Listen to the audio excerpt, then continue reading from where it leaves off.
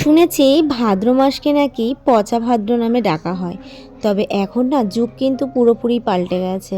এখন ভাদ্র মাস নয়, আষাঢ় শ্রাবণ প্রত্যেকটা মাসকেই পচা বলে চালানো যায়।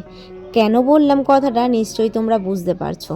আসলে কি বলো তো, আষাঢ় মাসটা পড়ার পর থেকেই ওই যে আষাঢ় মাসের 1 তারিখ থেকে বৃষ্টি শুরু হয়েছে, তারপর আজকে কতগুলো দিন হয়ে গেল আষাঢ় মাসের, একটা দিনও কিন্তু বাদ যায়নি যে বৃষ্টি হয়নি। প্রত্যেকটা দিন একটু হলেও বৃষ্টি হয়েছে। আর আজকে সকালবেলা ঘুম থেকে উঠতেই দেখছি বাইরের চারিদিক পুরো ঘন মেঘে আচ্ছন্ন আর মুষলধারায় বৃষ্টি। কি বলবো তোমাদের, ঘুম থেকে উঠেই এরকম ওয়েদার দেখলে না মনটা এমনি খারাপ হয়ে যায়, তাই না বলো? আর আজকে তো একটা বিশেষ দিন, আরও বেশি মনটা খারাপ লাগছে। যাই হোক, গুড মর্নিং সবাইকে। কেমন আছো সবাই? আশা করছি অনেক ভালো আছো, অনেক সুস্থ আছো। আমরাও মোটামুটি ভালো আছি।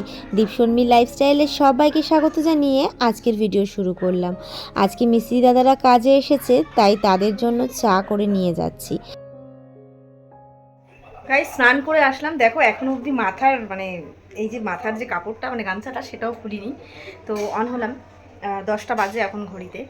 বৃষ্টিটা বাইরে মানে পড়েই যাচ্ছে। কি যে বাজে ওয়েদার তোমাদেরকে কি বলবো, মানে পুজোর দিন যে এরকম ওয়েদারটা হবে ভাবতে পারিনি।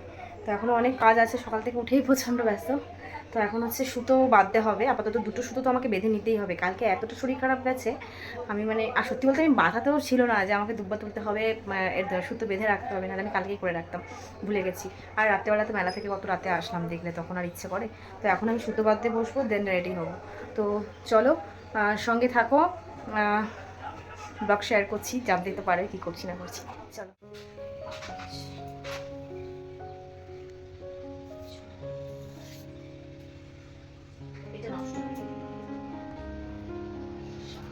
কেন জানি না বিপদ যেন আমাদের পেছন ছাড়ছেই না, একটার পর একটা বিপদ লেগেই আছে। তাই ভাবলাম যে আজকে বিপত্তারিণীর ব্রতটা করেই ফেলি। আর বিপত্তারিণীর ব্রততে তো জানোই কী কী নিয়ম আছে, তো সেগুলোই আর কি সারছি। দেখো, ছুটিতে যাওয়ার জন্য এই শাড়িটা বের করলাম, পয়লা বৈশাখে দিয়েছিল শাশুড়ি মা। তো শাড়িটা পরা হয়নি, নতুন আছে, তাই ভাবলাম এটাই পরি। আর এই যে সায়া ব্লাউজ দুটো পুরোনো। বাইরে যে বৃষ্টি পড়ছে, তাই ভাবলাম চলো ছাপা শাড়ি পরেই যাই, ধুয়ে দিতে পারবো, তাই না? ভালো শাড়ি পরে গেলে ধোয়া যায় না। বাইরের পরিস্থিতি খুব খারাপ, দেখো বাইরের পরিস্থিতি পুরো একদম ভেজা কাদা। এগুলোই পরি, চলো রেডি হয়ে নিই। শাড়ি টাড়ি পরে রেডি হয়ে সোজা চলে এসেছি ঠাকুর ঘরে। আর ঠাকুর ঘরে এসেই আমি রেডি করছি ঠাকুরকে দেবো যেগুলো, সেই সব জিনিস। যেমন এই বিপত্তারিণীর পুজোর তো নিয়ম আছে, তোমরা জানো হয়তো অনেকেই, আবার হয়তো অনেকে জানেও না। যারা জানো না তারা শুনে নাও। বিপত্তারিণী পুজোর নিয়মে 13টা ফল, 13টা মিষ্টি, 13টা ফুল, 13টা পান, সব কিছুই 13 রকম দিতে হয়। তাই 13 রকমের ফলই কিনে নিয়ে এসেছি, তবে একটা একটা করে। তো সেগুলোকে ভালো করে জলে ধুয়ে নিলাম, আর পানগুলোও ভালো করে ধুয়ে নেব, কারণ সব কিছু তো পরিষ্কার পরিচ্ছন্ন দেওয়া উচিত। জানি ধোয়া থাকে, তবুও ঠাকুরকে দেবো বলে কথা, ধুয়ে তো দিতেই হবে। আর ঠাকুরকে দিয়েই চাই নিজেরা ইউজ করি, যেটার জন্যই হোক না কেন সব কিছু ধুয়ে ইউজ করাই ভালো, যতই হোক বাজারের জিনিস, তাই না? তো চলো গুছিয়ে নিয়ে তারপর আসছি। পড়বে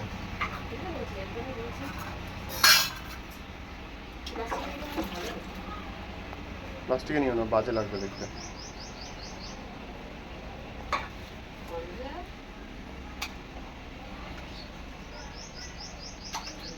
তো বন্ধুরা এখানে সব কিছু গুছিয়ে নিলাম। আছে হচ্ছে 13টা পান, 13টা ফল, 13টা দুব্বা, 13টা বেলপাতা, 13 রকম ফুল, তারপর হচ্ছে কি বলে মিষ্টি আছে 13টা, ধূপকাঠি, মোমবাতি, এই হচ্ছে ব্যাপার। তো এগুলো নিয়ে এখন যাবো হচ্ছে আমাদের কুপার্স কালীবাড়িতে পুজো দিতে। চলো।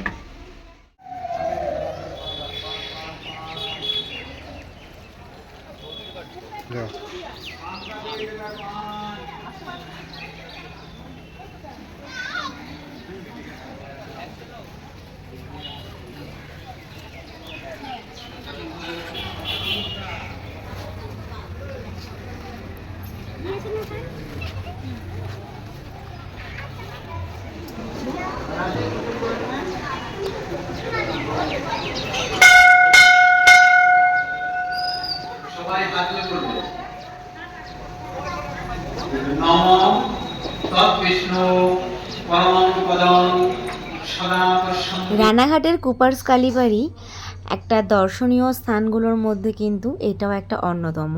খুবই জাগ্রত মায়ের মন্দির। আর দেখো এখানে এসেই দেখছি পুজো অলরেডি শুরু হয়ে গেছে। যাই হোক, ব্রত কথা শোনো তোমরা।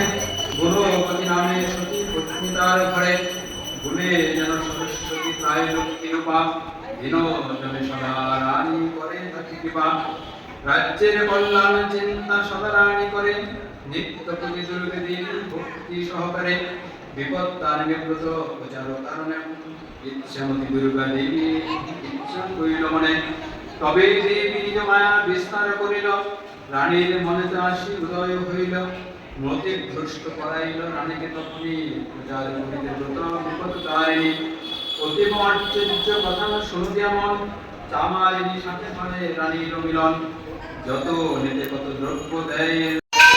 গাইস পুজো দেওয়া হলো আর এখন বসে আছি। তোমাদের দাদাভাইকে ফোন করেছি, ও আসছে। ওই আসার সাথে সাথে পুজো হয়ে গেল। এই দেখতে সবাই পুজো দিচ্ছে, আমি শুনে গেলাম। ওটাই আজকে আর এখন বসে আছি, ওয়েট করছি দাদাভাই আসলে বাড়ি আজকে পুজো কম মনে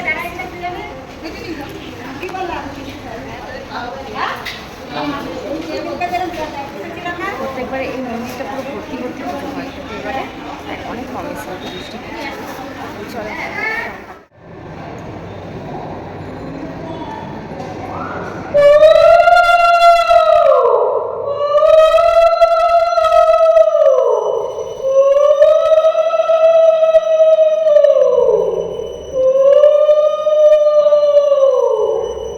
আমার তো পুজো দেওয়া হয়ে গেছে, তোমাদেরকে বললামই। আর তোমাদের দাদা ভাইয়ের আসতে একটু লেট হচ্ছিল, তাই ভাবলাম যে এখানে যে শিব ঠাকুরটা রয়েছে, তো ভোলে বাবার কাছে একটা ধূপকাঠি জ্বালিয়ে আসি। তাই জন্য দেখো ভোলে বাবার কাছে আমি ধূপকাঠি জ্বালিয়ে নিজের মনের বাসনা আর কি ওনাকে জানাচ্ছিলাম। তো এই মন্দিরে কিন্তু শুধু যে কালী মা আছে তা নয়, এই মন্দিরে কিন্তু অনেক ঠাকুর রয়েছে। এই মন্দিরটা অনেক বড়। এখানে রয়েছে বাবা লোকনাথের মন্দির, লক্ষ্মী মায়ের মন্দির, রাধাকৃষ্ণের মন্দির, আর মা কালী তো আছেনই, আর তার সাথে রয়েছেন এই যে বাবা তারকনাথ। তো এতগুলো ঠাকুরের মন্দির কিন্তু এই একটা মন্দিরে। কোনোদিন সুযোগ হলে তোমাদের সাথে শেয়ার করব। অঞ্জলি না পুজো শুরু হচ্ছে, দিয়ে বসুন। কোন দিন হাতে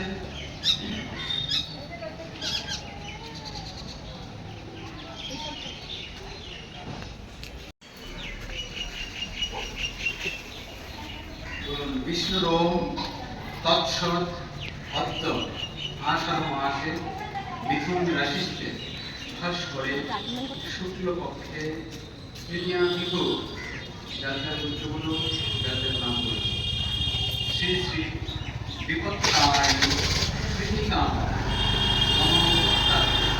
নানা দুঃখ দারিদ্র সন্তান এইভাবে ধরে, এরকমভাবে উঠিয়ে ধরো, এরকমভাবে উঠিয়ে ধরো উপরের দিকে। হ্যাঁ,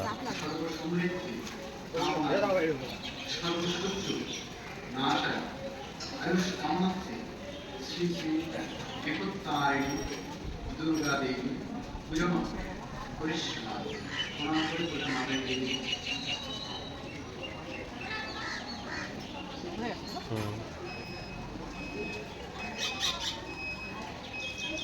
হয়ে গেছে।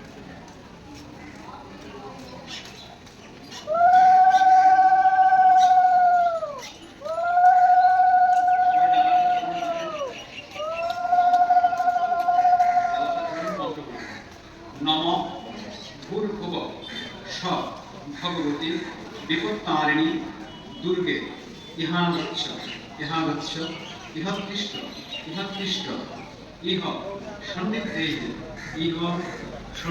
ওই যে বললাম তোমাদেরকে যে এই মন্দিরে অনেকগুলো ঠাকুরের মন্দির রয়েছে, তো সবাইকে ধূপকাঠি মোমবাতি দেখিয়ে এখানে ধূপকাঠি মোমবাতিটা নিবেদন করে দেবো। আর এই মন্দিরের রাস্তার অবস্থা দেখেছো, ও জল কাদায় কি অবস্থা। সারাদিন এত বৃষ্টি পড়ছে, এই অবস্থা তো হবেই, তাই না? জল কাদায় পুরো একদম বিচ্ছিরি অবস্থা। আর তোমরাই বলো তো এর মধ্যে সাদা শাড়ি পরে আসলে কি অবস্থাটা হতো। তাই জন্য এই ডিসিশানটা নিলাম যে আজকে আমি ছাপা শাড়ি পরেই যাই। কাদা ঠাদা যা লাগবে বাড়িতে গিয়ে ধুয়ে দেবো, ঠিক হয়ে যাবে। এবার বলো তো তোমরা, এই ডিসিশানটা নিয়ে আমি কি ঠিক করিনি? আর তোমাদের দাদাভাই কিন্তু এই ভিডিওগুলো করে দিচ্ছিল, মানে ও এসে দেখো ওয়েট করছিল আমার জন্য। তো পুজো টুজো দেওয়া হয়ে গেছে, এখন যাব। আর এই মন্দিরের কিন্তু দুটো গেট, এই গেটটা দিয়ে আমাদের বাড়ি যাওয়া যায়, আর এই দিকে রয়েছে মেন গেট, এই গেটটা দিয়ে মন্দিরে ঢোকা হয়। দেখো বন্ধুরা, তোমাদের দিদিভাই এক গামলা ফল নিয়ে বসেছে, রাক্ষসের মতো খাবে কি লেগে। আরো খাওয়া হয়ে গেছে তার আগে। হ্যাঁ, এই যে এই সেকেন্ড দাগটা অবধি ফল ছিল। হ্যাঁ আমি রাক্ষস, তো এই রাক্ষসী প্রমাণ করার জন্য তুমি ভিডিওটা করছো, আমি জানি। কি করবো, আমি কাজ করছি দেখি বসে বসে বসে বসে খেয়েই যাচ্ছে। কেন খাচ্ছি সেটা বলো। আমি সারাদিনে কিছু খাবে না, তাহলে সেকেন্ড দাগ অবধি ফল ছিল, ততক্ষণই ফল খেয়েছে। মোটেই না, এরকম আমাকে প্রমাণ করো না, আমি এত ফল খেতে পারি না। ফলের guys, ছাবাগুলিও ফেলেনি। একটা একটা করে সব ফল দিয়েছি ঠাকুরকে, তোমরা দেখেছো। সেই ফলগুলো কাটিং করেছি, করে সবাইকে প্রসাদ দিয়েছি, দেন যে কটা ছিল সে কটা আমি এখন খাচ্ছি। আর এগুলো খেয়ে কিন্তু আমাকে থাকতে হবে, বুঝতে পারছো? মানে সেই রাত্রেবেলায় আমি লুচি টুচি বানাবো, তারপর খেতে পারবো। এইটা খেয়ে আমাকে সারাদিন থাকতে হবে। এরকম করে দেখেছো, এটা নাকি বড়। বাবু, তোমার জন্য খাবার এনেছি, তুমি সারাদিন খাওনি। এই দেখো পকোড়া। তোমার মাথাটা কি ঠিক আছে? আমি আজকে এইসব খেতে পারবো? তুমি এগুলো নিয়ে এসছো কেন? পকোড়া তুমি খেতে পারবে না? পকোড়া খাওয়া যায়? এ কি রে, পুরো পাগল। আর এটা চিকেন পকোড়া না, নিরামিষ পকোড়া। কোন দোকান দিয়ে নিয়ে এসছো নিরামিষ? মিষ্টির দোকান থেকে। কোন দোকান? অভিজিতের দোকান? অরিজিতের দোকান? মিষ্টি নিরামিষ তো পুরো? হ্যাঁ, তো মিষ্টির দোকানে তো নিরামিষ খাবারই পাওয়া যায়। অন্য কিছু না তো? তেলের মধ্যে কোনো কোনো পেঁয়াজের কিছু ভাজে না তো? আরে না বোকা, মিষ্টির দোকানে কখনো সিঙ্গারা যে ভাজে একই তেলে তো ভাজে। তা সিঙ্গারার মধ্যে কি পেঁয়াজ থাকে? সিঙ্গারের তরকারিটা পেঁয়াজ দেয় না কখনো। কি দিয়ে মিষ্টির করে? দোকানে কোনো খাবারে পেঁয়াজ রসুনের কোনো চিহ্ন হয় না। তুমি খাওয়াচ্ছ, পাপ হলে কিন্তু তোমার হবে। হ্যাঁ, ঠিক আছে। কত আর এটার চিন্তা। মধ্যে জিলাপি। পাগল, এটা সব নিয়ে সবাই এসছে। মিলে খাবো। ওটা রাতে খাবা। হ্যাঁ, সবাই মিলে খাবো। আমি শুয়ে শুয়ে এই যে ভিডিও এডিট করছি, শুয়ে শুয়ে। আর এদিকে ইনি গিয়ে এই কীর্তি করেছে, এই জন্য আমাকে তখন তাড়া দিচ্ছিল না বাজারে যাওয়ার জন্য। না, ওঠো। খাই তো। মুড়ি দিয়ে খাবে তো? না মুড়ি খাবো না, মুড়ি মুড়ি চাল। খাও। মুড়ি চাল। কি পকোড়া এটা, আমার ভয় লাগছে, পেঁয়াজ নেই তো সত্যি সত্যি। আরে না বোকা, ভয় করছে। আমি বলছি তো না। চলে আসলাম রান্নাঘরে সারাদিন পর। রাতে লুচি বানাতে হবে, তাই জন্য লুচি এখানে বেলে রেখেছি, আর এখানে ছোলার ডাল সেদ্ধ বসানো হয়েছে।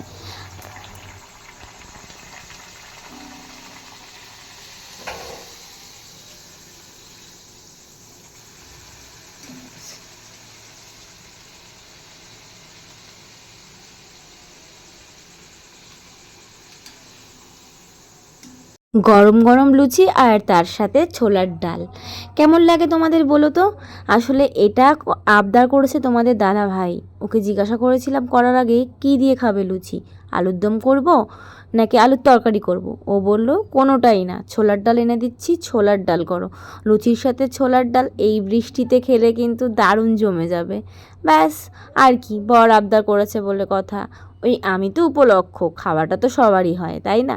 তো সবার কথা ভেবেই আমিও ওর কথাতেই রাজি হয়ে গেলাম।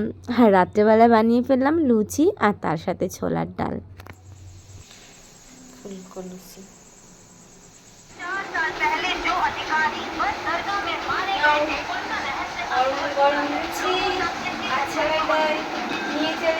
আর মা বাবাকে ওই এটা দিয়ে দাও। ঠিক আছে। তো গাইস, রাতের মেনুতে রয়েছে লুচি, ছোলার ডাল, আর তার সাথে হচ্ছে কি বাবা, এটা আবার কেমন স্টাইল? হ্যাঁ, জিলাপিটা প্রজাপতি। বাহ, হেভি লাগছে দেখতে, পুরো প্রজাপতি লাগছে। দুটো কি একই রকম? উমা, এগুলো জিলাপি না, এটা আবার হচ্ছে পিঁপড়ে, মৌমাছি, পিঁপড়ে। এটা পিঁপড়ে গাইস, আর এটা হচ্ছে প্রজাপতি। এটা মাটির মধ্যে না। এরকম কি জিলাপি তোমরা খেয়েছো? ওই কিছুক্ষণ আগে গেছিল মেলার দিক থেকে নিয়ে এসছে, না মেলার দিক থেকে নিয়ে এসছে। তো চলো আমরা তাড়াতাড়ি করে খেয়ে নিই। বাবু আমার ভালোবাসা, তুমি আমার আশা, তোমার জন্য সব হবে, সবাই ভাগ নিয়ে আসা। দীপ ভালোবাসা নিষ্ঠা এই ভালোবাসার নাম, তুমি ছাড়া লাগে শুনো আমার এই গান। তো বন্ধুরা অবশেষে সারাদিন পর এখন এই যে বিছানায় উঠলাম, এই যে পা ছড়িয়ে নিয়েছি, এবার শোবো। বিছানা কমপ্লিট, জলের বোতল নিয়ে নিয়েছি, এই যে আমার বালিশ নিয়ে নিয়েছি, আমার দাদা ভাইয়ের বিছানা করা হয়ে গেছে। আর ঘরের অবস্থা একদম যাচ্ছে তাই, যা ছিল চেয়ারের মধ্যে সব একদম লোটা কম্বল করে রেখে দিয়েছি। আজকে আর আমার গোছার তো ইচ্ছা করছে না গো কোনো কিছু। আজকে আমার শরীরে একদম মানে কোনো জোর নেই, পুরো প্রচণ্ড ক্লান্ত আমি, শরীরে আর দিচ্ছে না গো, কিচ্ছু করার নেই। আর এখন আমি শুয়ে পড়বো। তোমাদের দাদাভাই উপরে গেছে, ছাদে হাঁটছে, ও যখন ইচ্ছা আসুক, আমি শুয়ে পড়ছি। আর ভালো লাগছে না, ফোনটা অন করলাম তার কারণ ভাবলাম যে এখন অবধি তো ব্লগটা শেষ করিনি, শেষ করতে হবে সেই জন্য। আর আজকে মুখটা দেখো আমি ফ্রেশও করিনি, জাস্ট কোনোরকম একটু ঠান্ডা জল দিয়ে মুখটা ভালো করে ধুয়ে নিয়েছি, ধুয়ে ঠুয়ে মানে শুয়ে পড়ছি। দেখো চোখের কাজল ঠাজল আমি কিচ্ছু তুলিনি, ওইভাবেই রয়েছে, কিছু করার নেই। এখন আর আমার কিচ্ছু ভালো লাগছে না, শরীরে কিচ্ছু দিচ্ছে না, সারাদিন পর খেয়েছি, শরীর পুরো ছেড়ে দিয়েছে। ও ফাঁকা বন্ধ করে তোমাদের সাথে কথা বলছি, পাচ্ছি না, খুব ঘামোচ্ছে। চলো যাই হোক, ব্লগটা এখানে এন্ড করি, দেখা হচ্ছে আবার নতুন ব্লগের সাথে। ততক্ষণ ভালো থাকো, সুস্থ থাকো। চলো, গুড নাইট, সুইট ড্রিম, আর take care and bye bye, love you.